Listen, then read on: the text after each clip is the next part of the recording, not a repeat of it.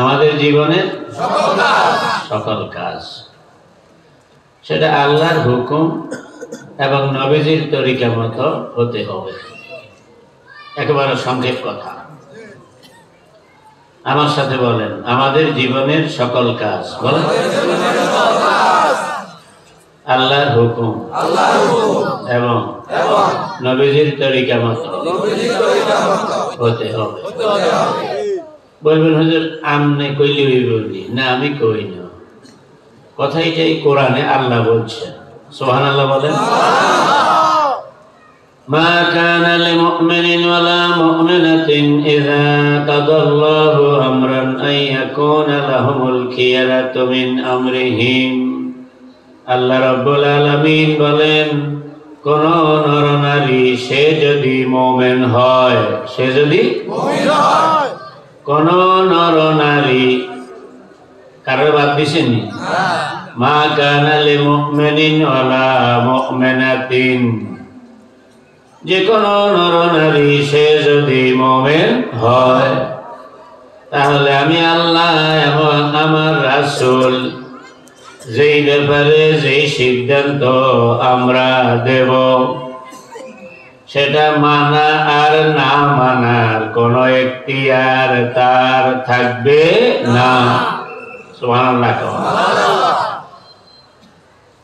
আমি আল্লাহর যে ওয়ার্ডার, আমার নবীর যে ওয়ার্ডার, আমার যেই ফয়সালা, আমার নবীর যেই ফয়সালা, সেটা মনে পাইলে মানব, না হয় মানব না, অথবা যতটুকু ভালো লাগে ততটুকু মানব, যেটা ভালো লাগে না সেটা মানব না।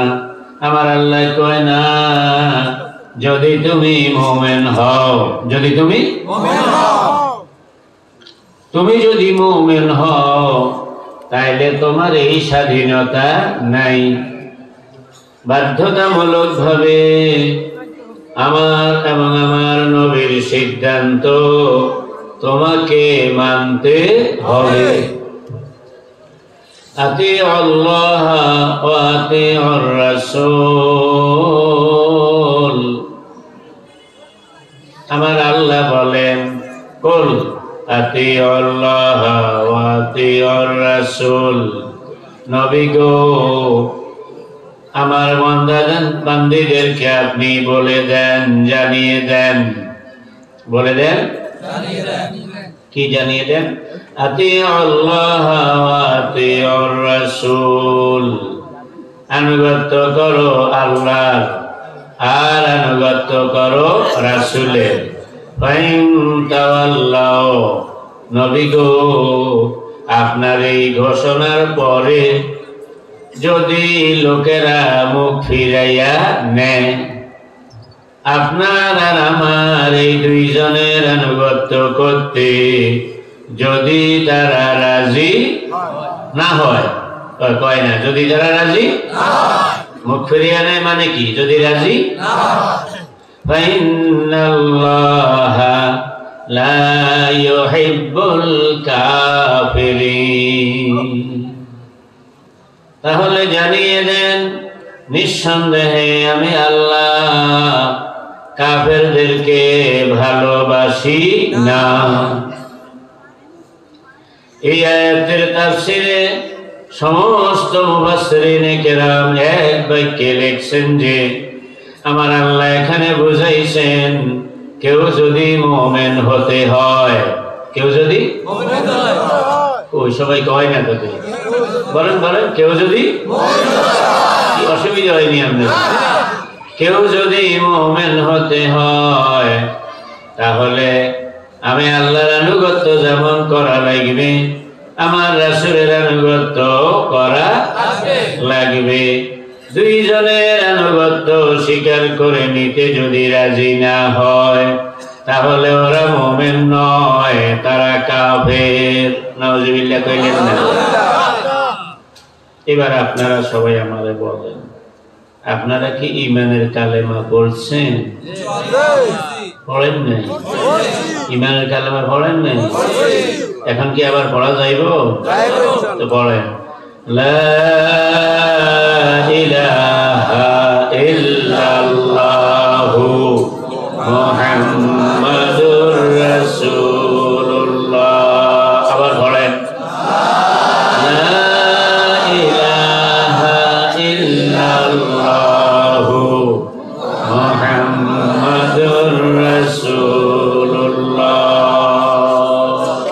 এই কালেমার মধ্যে কয়টা অংশ? না সবাই কয় না? দুইটা অংশ। একটা হইল লা ইলাহা ইল্লাল্লাহ, আরেকটা মুহাম্মাদুর রাসূলুল্লাহ। বলেন সবাই বলেন মুহাম্মাদুর রাসূলুল্লাহ।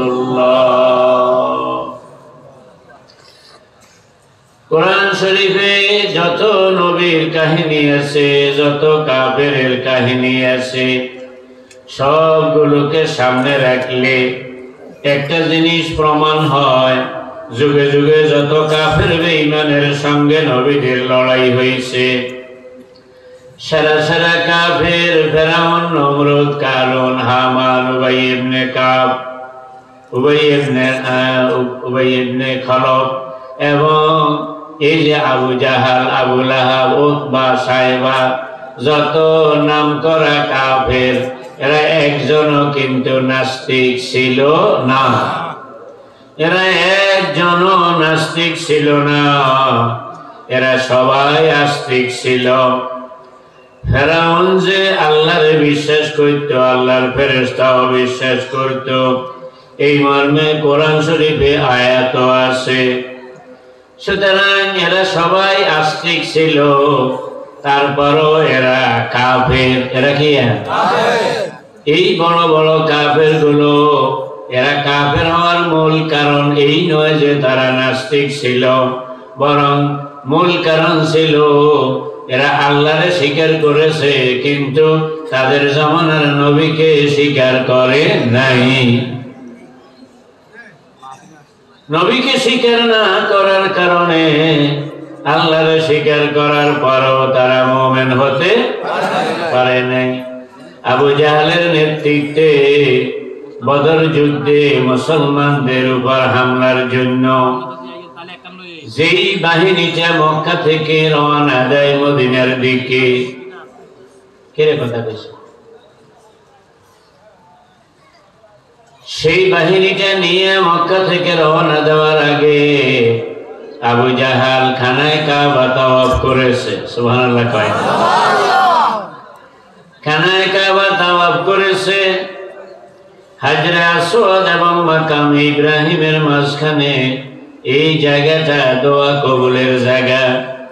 আবু জাহাল জানতো, সে কাবা ঘর তাওয়াফ করে এখানে আল্লাহর কাছে তুলে দোয়া করল, আল্লাহ এটা আপনার ঘর, আমি তাওয়াফ করলাম, এই জায়গাটা দোয়া কবুলের জায়গা। আল্লাহ গো, আমার বাহিনী লইয়া রওনা দিছি মুহাম্মদ এবং তার দলের বিরুদ্ধে লড়াইয়ের জন্য, আপনি আমাদেরকে সাহায্য করিয়েন। এবার আপনারা বলেন, কাবা ঘর আল্লাহর ঘর, এই বিশ্বাস আবু জাহালের ছিল না ছিল না? জোরে কয় না কথা? এই জায়গাটা দোয়া কবুলের জায়গা, এই বিশ্বাসও ছিল। এবং আল্লাহর কাছে দোয়া করলে, আল্লাহ দোয়া কবুল করলে আল্লাহর সাহায্য পাওয়া যায়, এই বিশ্বাসটাও। এখন আল্লাহর কাছে দোয়া করিয়া রওনা দেয় আল্লাহর নবীর বিরুদ্ধে যুদ্ধ করার জন্য।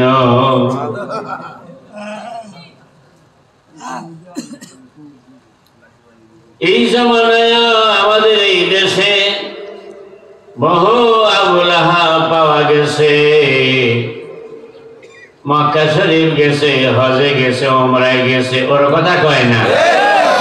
বহু বহু ফেরাউন, বহু আবু জাহাল মক্কা শরীফ গেছে, হজ করছে, উমরা করছে, ওখানে যাইয়া দোয়া করছে, আল্লাহ আমাকে দেশে যেন মৌলবীদেরকে সাফ করতে পারি, ওর কথা কয় না? তাইলে আবু জাহাল নিজেও হজ করছে, আবু লাহাব, উতবা সাহেবা তারাও হাজী সাহেব ছিল। সুতরাং আলহাজ আবু জাহাল, আলহাজ আবু লাহাব কেবলমাত্র ওই জমানায় ছিল তা নয়, এই জমানায় বহু আলহাজ আবু জাহাল আছে না না?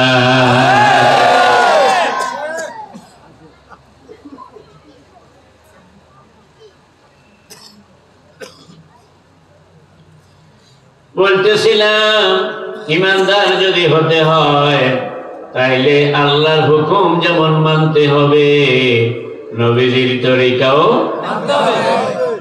আমরা কি ইমানদার হইতে চাই না? ওই 10-12 জনের চায়, বাকিরা তো চায় না লাগে। আমরা ইমানদার হইতে চাই না। কারা কারা চাই? যারা 2 হাত তুলি, নারায়ে তাকবীর, নারায়ে তাকবীর। আল্লাহ আপনি কবুল করেন।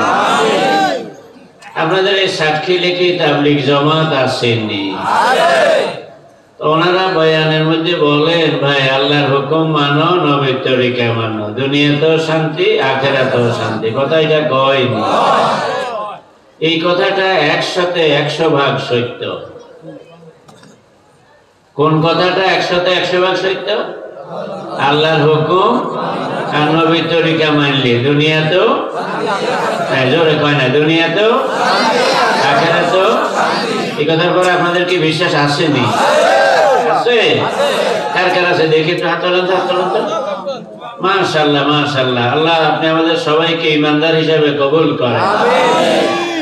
সমস্যা বাইছে আরেক জায়গায়। কি কইছিলাম? কি কইছিলাম? সমস্যা বাইছে, বলবেন এইটা কোনটা?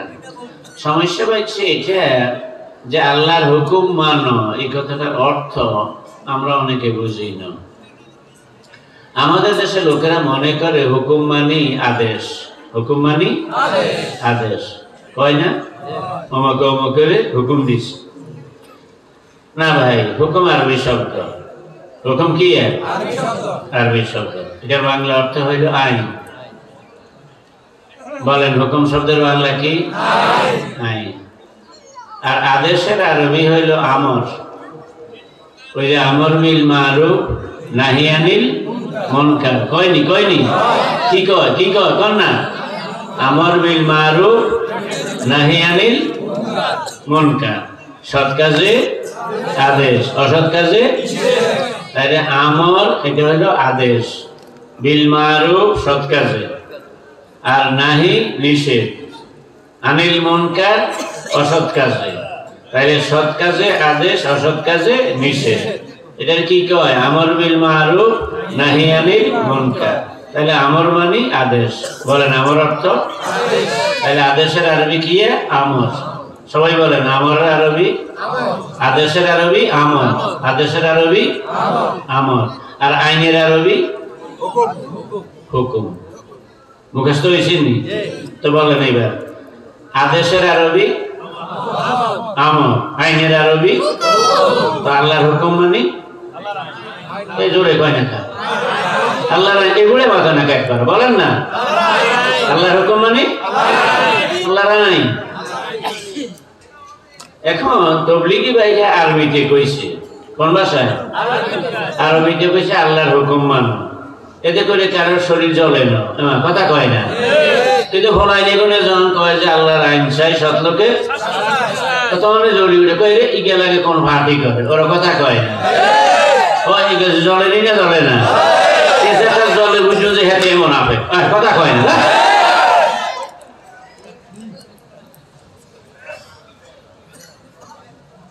আর কথা আছে নারায়ে তাকবীর, আল্লাহু আকবার।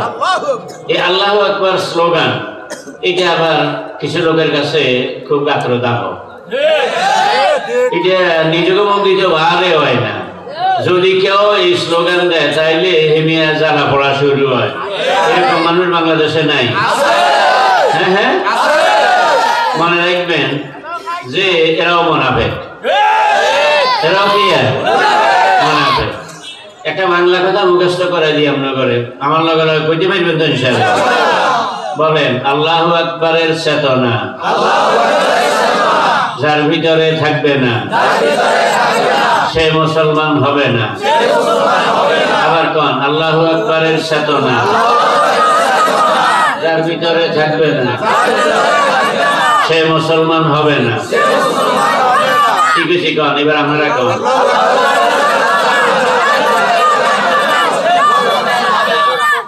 মনে থাকবো নি? বলবেন হুজুর এটা কতন কইছেন? আরে ভাই এই কথার প্রমাণ কোরআন শরীফে কত জায়গায় আছে। আল্লাহু আকবার। আল্লাহু আকবার অর্থ কি? আল্লাহ সবার চেয়ে বড়। বলেন সবাই বলেন আল্লাহ সবার চেয়ে বড়। যদি আল্লাহ বড় এটা হইলে আরবি হইল আল্লাহু কাবীর। আল্লাহ বড় এটার আরবি আল্লাহু কাবীর। ইংরেজি হইব Allah is big. Allah is big or great. এই তো।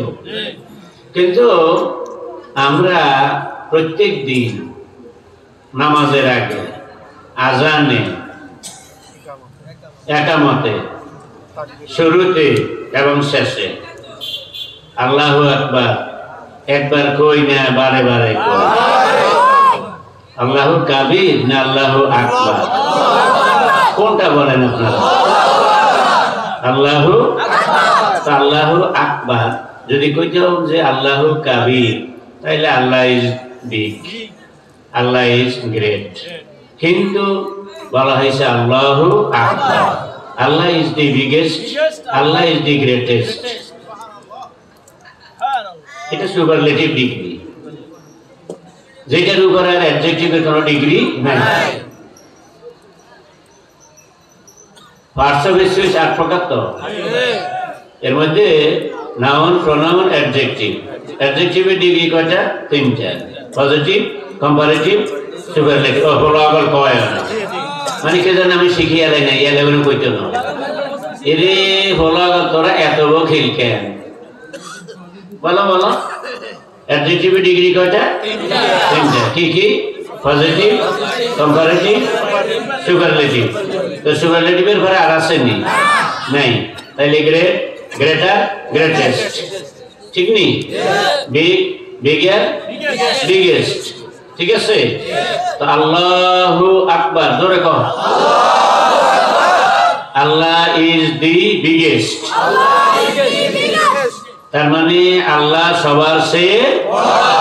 আল্লাহর চেয়ে বড় তো কেউ নাই, আল্লাহর সমানও কেউ নাই। যদি আল্লাহর সমান একজনও থাকে তাহলে তো আল্লাহ সবার চেয়ে বড় হয় না ভাই। যদি আল্লাহর সমান একজনও থাকতো তাইলে তো আল্লাহ সবার চেয়ে বড় হইতো না। তাহলে কি বোঝা গেল? কি বোঝা গেল? বলেন বলেন।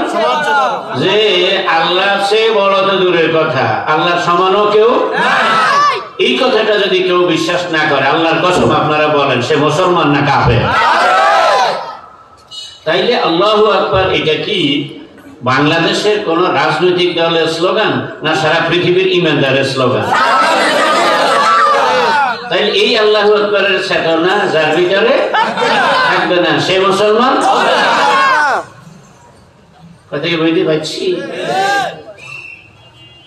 অতএব যুবক বাবারা তোমাদেরকে বলছি, আমাদের তো এখন জীবনের বিকেল বেলা। আমি আমার এই শ্রদ্ধেয় ভাই, আমরা এখন হয়তো বয়সের কারণে তোমরা আমাদের সম্মান করো, তবে আমরা এখন যাওয়ার পথ। আমাদের এখন জীবনের বিকেল বেলা। বলে যাই, মনে রাখিও বন্দার মনের খবর কেউ না জানলেও জানে কে?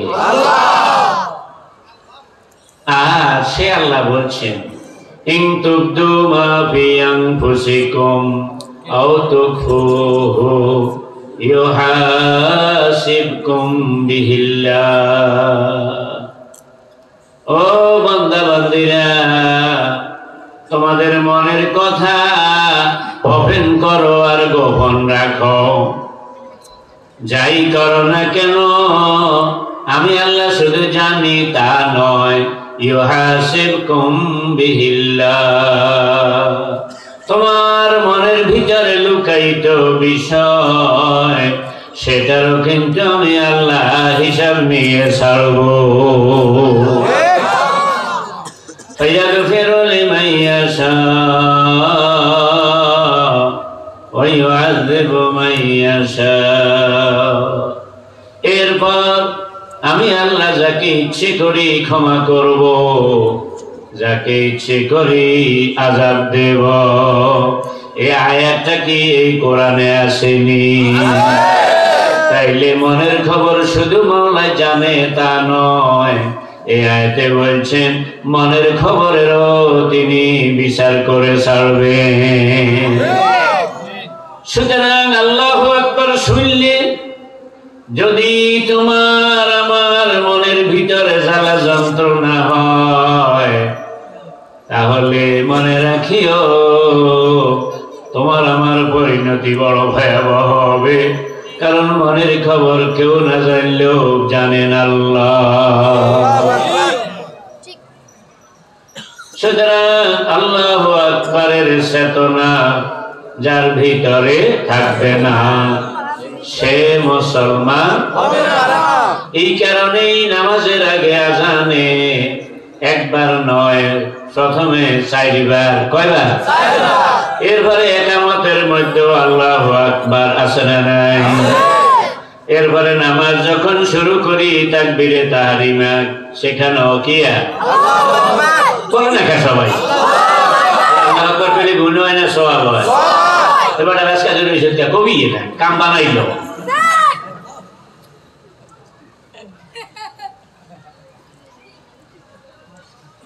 এরপরে যখন রুকুতে যাই তখনও আল্লাহু আকবার আসেনি? সিজদায় যাই তখনও আসে, সিজদা থেকে বসি তখনও আসে। সুবহানাল্লাহ কোন না জোরে? এইভাবে সারা জীবনে ফরজ নামাজ, ওয়াজিব নামাজ, সুন্নত নফল যত পড়লাম সব নামাজে তাকবীর কত লক্ষ বার আল্লাহু আকবার আল্লাহু আকবার। এরপরে কোরবানির সময় যখন আমরা গরু ছাগল জবাই করি তখন অবশ্য আল্লাহু আকবার লাগে না? হ্যাঁ, বিসমিল্লাহ আল্লাহু আকবার। শুধু মোরগ জবাই করতে আল্লাহু আকবার লাগে না? রে ঢাকা যাবার কয় না কো লাগেনি? হ্যাঁ হ্যাঁ, সারা জীবন আল্লাহু আকবারের ট্রেনিং দিতে দিতে সর্বশেষ যখন আমার ভিসার মেয়াদ শেষ হইয়া যায়, আমার ভাই বেরাদাররা আমার যখন শেষ বিদায় দেয়নি, শেষ বিদায়টা দিতেও এমন একটা কাজ আমাদের উপর আল্লাহ ফরজে কিফায়া করে দিয়েছেন, যে কাজটার মধ্যে এই আল্লাহু আকবার একবার নয় 4 বার বলা ফরজ। জানাজার নামাজে 4টা তাকবীর ফরজ, আর দাঁড়াইয়া পড়া ফরজ, আর পবিত্রতা ফরজ। ওর কথা কয় না? তাইলে কিবলামুখী হওয়া, পবিত্রতা অর্জন করা, দাঁড়াইয়া নামাজটা পড়া, আর 4টা তাকবীর দেওয়া। কোন লোকের যদি 4টা তাকবীর না হইয়া একটাও কম হয় তার জানাজা আদায় হবে না।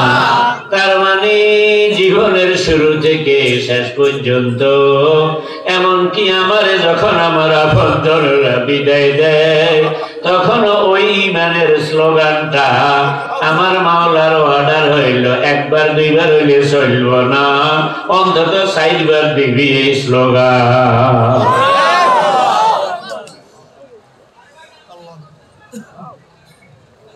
কথা বুঝতে পারছি? তাইলে আমি বাংলা যেটা মুখস্থ করেছিলাম এটা মুখস্থ আসেনি?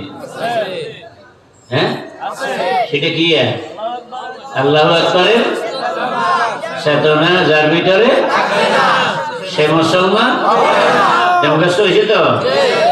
আসুন এবার বলছিলাম আমরা মুসলমান, 9টা 20 পর্যন্ত আলোচনা, তো আর ধরেন 18 মিনিট আছে।